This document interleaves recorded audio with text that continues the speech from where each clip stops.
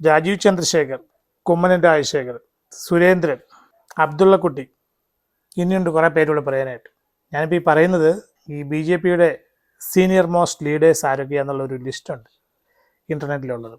അത് നോക്കി തന്നെയാണ് പറയുന്നത്, അല്ലാതെ കാണാപ്പാടൊന്നും പറയുന്നതല്ല. നമ്മുടെ ലിസ്റ്റിൽ ആദ്യത്തെ പേരായിരുന്നു ഈ അബ്ദുള്ളക്കുട്ടിയുടെ. അടുത്തത് ടോം വടക്കൻ, നാഷണൽ സ്പോക്സ് പേഴ്സൺ ആണെന്ന് പറയും.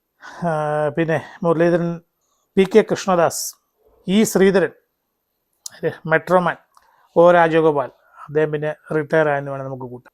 CK Padmanabhan, AN Radhakrishnan. ഈ 10 പേരുടെ ലിസ്റ്റിലെങ്ങും ഇല്ലാത്ത ഒരാളാണ് ശ്രീ ജോർജ് കുര്യൻ.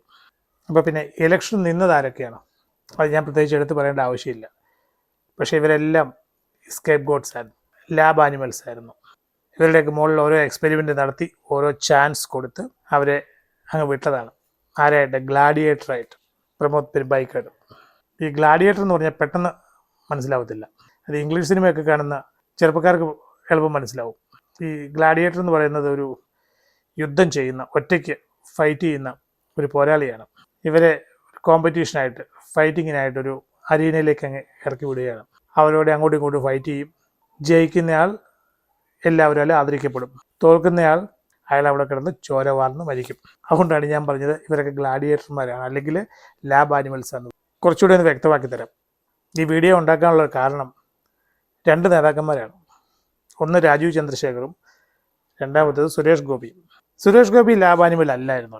എന്നാലും അദ്ദേഹത്തിൻ്റെ ചില പെരുമാറ്റങ്ങൾ ജയിച്ചു കഴിഞ്ഞിട്ട് അത് കണ്ടു കഴിയുമ്പോൾ തോന്നും ഈ സുരേഷ് ഗോപി ആണ്ട് നരേന്ദ്രമോദിയുടെ മടിയിൽ നിന്ന് ഇങ്ങോട്ട് ഇറങ്ങി വന്നതാണ്. എനിക്ക് എപ്പോൾ വേണമെങ്കിലും നരേന്ദ്രമോദിയുടെ കാരണത്തടിക്കാം, മുടിയെ പിടിച്ച് വലിക്കാം, മീശയെ പിടിച്ച് തൂങ്ങാം.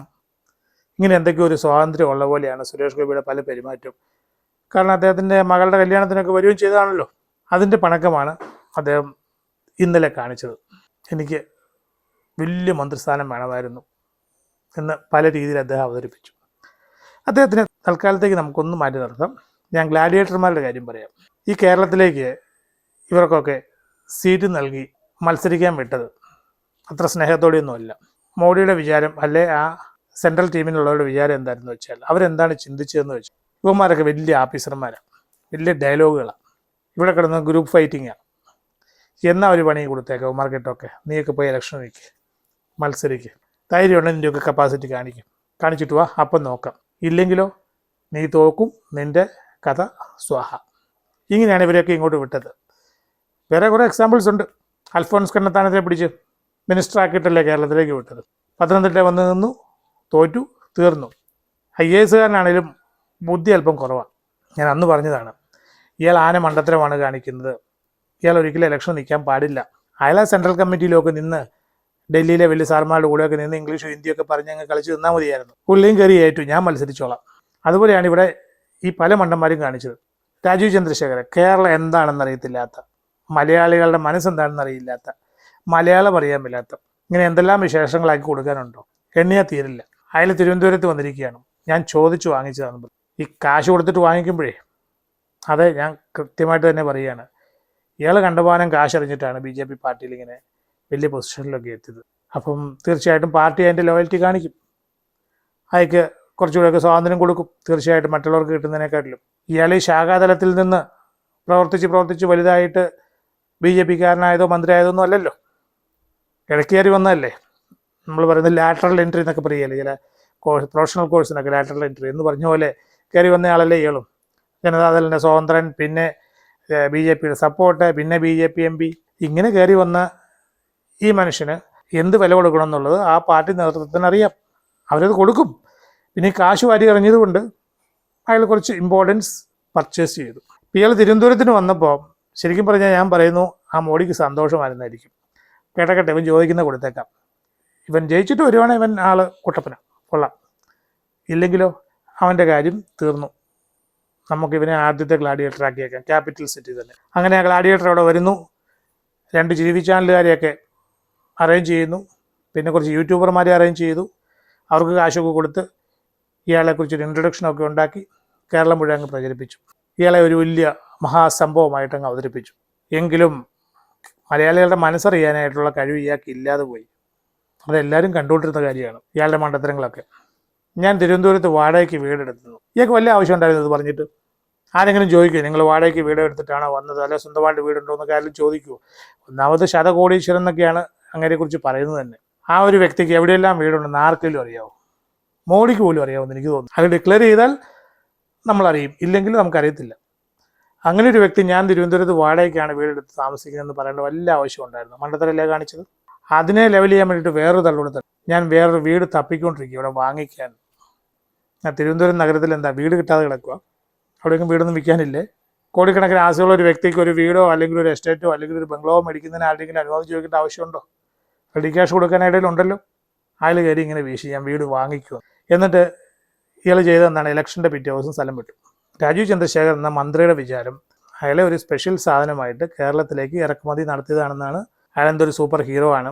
പക്ഷേ മോഡി ചിന്തിച്ചത് ഇയാളൊരു ഗ്ലാഡിയേറ്റർ ആയിട്ടാണ്. അപ്പം പോയി ഫൈറ്റ് ചെയ്തിട്ടുന്നത്. അപ്പം ഞാനൊരു സ്പെഷ്യൽ ക്രീച്ചറാണ്, ഒരു സൂപ്പർമാനാണ് എന്ന് പറഞ്ഞ് സ്വയം വാഴ്ത്തിയാണ് അയാൾ ഇങ്ങോട്ട് വന്നത്. അയാൾ തോറ്റുപോയി. ഈ തോറ്റപ്പോഴും ഇയാളുടെ വിചാരം ഇയാൾ മോഡിയുടെ എന്തോ ഒരു പെറ്റാണ്. ഇയാൾ പെറ്റാണെങ്കിൽ ഇയാളെ കഴിഞ്ഞ 2-3 വർഷമായിട്ട് ഈ സഹമന്ത്രിയായിട്ട് ഇരുത്തുമായിരുന്നു. ഇത് ഇയാളെന്താ ആലോചിക്കാതിരുന്നത്? അല്ല വീണ്ടും രാജ്യസഭയിൽ തന്നെ നിർത്തി അങ്ങ് മന്ത്രിയാക്കിയേ പോരായിരുന്നോ? ഇയാളുടെ ടൈം തീർന്നിട്ടില്ല.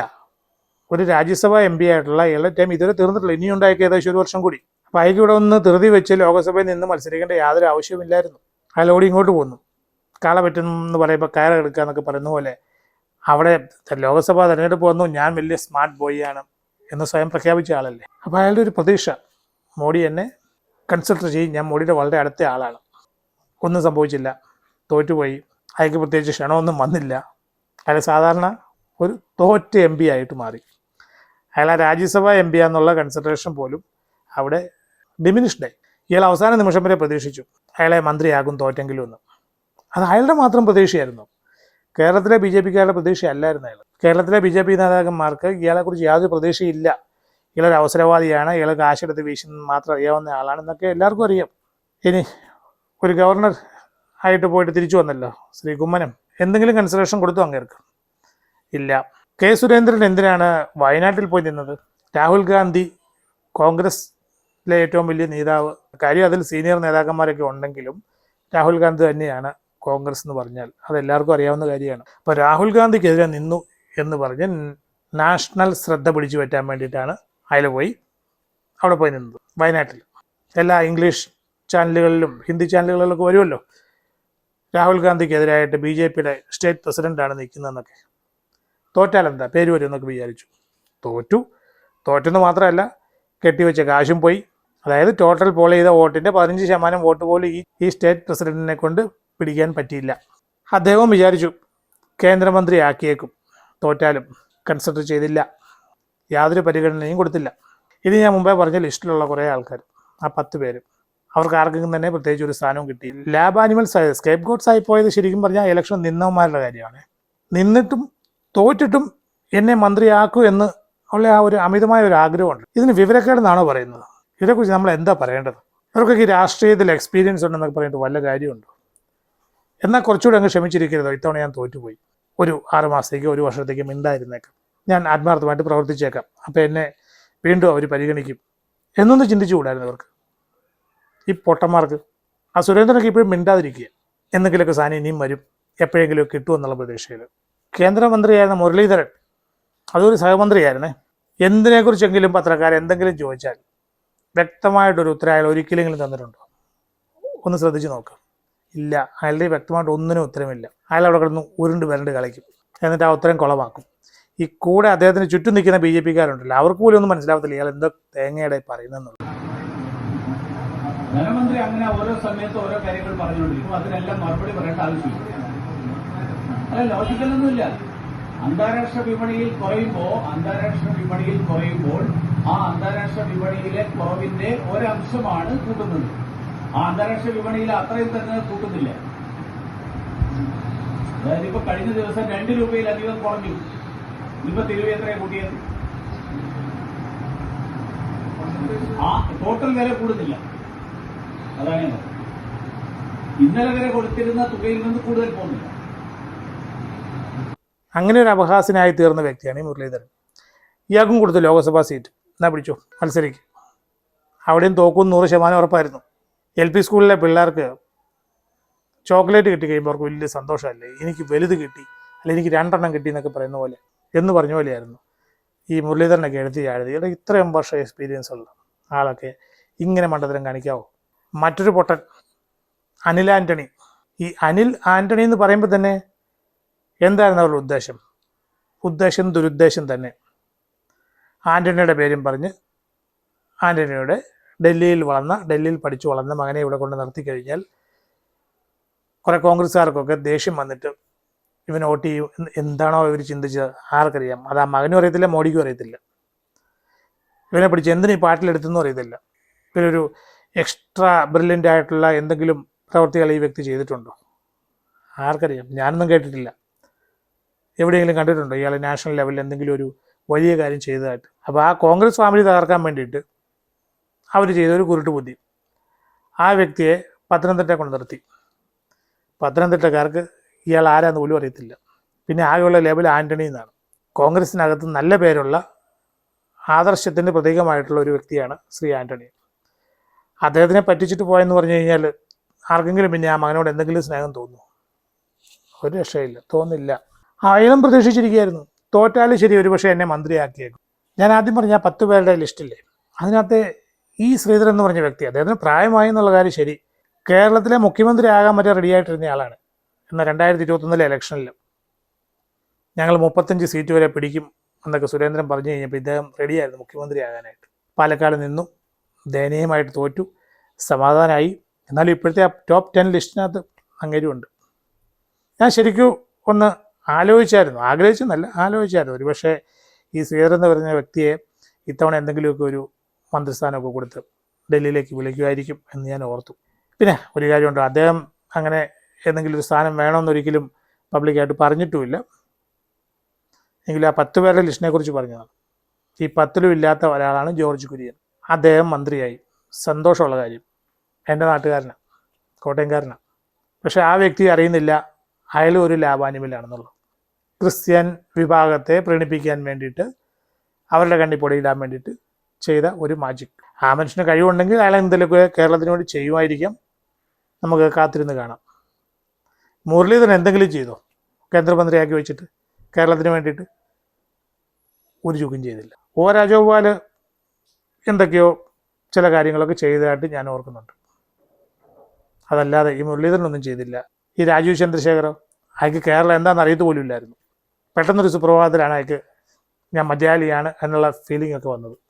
ഒരു കാര്യം കൂടെ എല്ലാവരും ഒന്ന് ശ്രദ്ധിച്ചേക്കുക, ഒരു മുസ്ലിം മന്ത്രി പോലും ഈ മോഡി 3 ഷിപ്പിൽ ഇല്ല.